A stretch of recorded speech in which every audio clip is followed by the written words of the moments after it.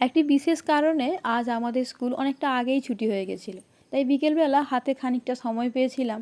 আর ওই বাড়তি সময়টাকে কাজে লাগিয়ে আমি চলে এসেছিলাম বাগানের কাজকর্ম করার জন্য। আমার এই ঢ্যাঁড়স গাছগুলোতে অনেক দিন ধরে আর কোনো ঢ্যাঁড়স হচ্ছে না, আর যদিও এক দুটো হচ্ছে মাঝে মধ্যে, সেগুলো খাওয়ার যোগ্য নয়, তাই ওগুলোকে তুলে ফেললাম।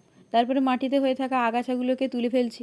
সামনেই শীতকাল আসছে, আর এই সময়টাতে বেশ কিছু শীতের শাকসবজি এবং ফুলের গাছ লাগানোর ইচ্ছে আছে।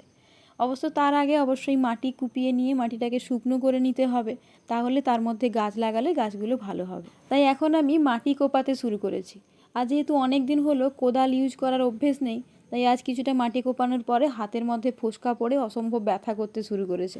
তবুও আরও একটু কষ্ট করে আরও কিছুটা মাটি কুপিয়ে নিলাম, তার কারণ এরপরে আবার কবে সময় সুযোগ হবে তার কোনো ঠিক নেই। আচ্ছা, এবারে শীতে আপনি কোন সবজি বা ফুলের গাছটা লাগাচ্ছেন অবশ্যই কিন্তু কমেন্টে জানাবেন। তাহলে চলুন, দেখা হচ্ছে নেক্সট ব্লগে। ততক্ষণের জন্য টাটা।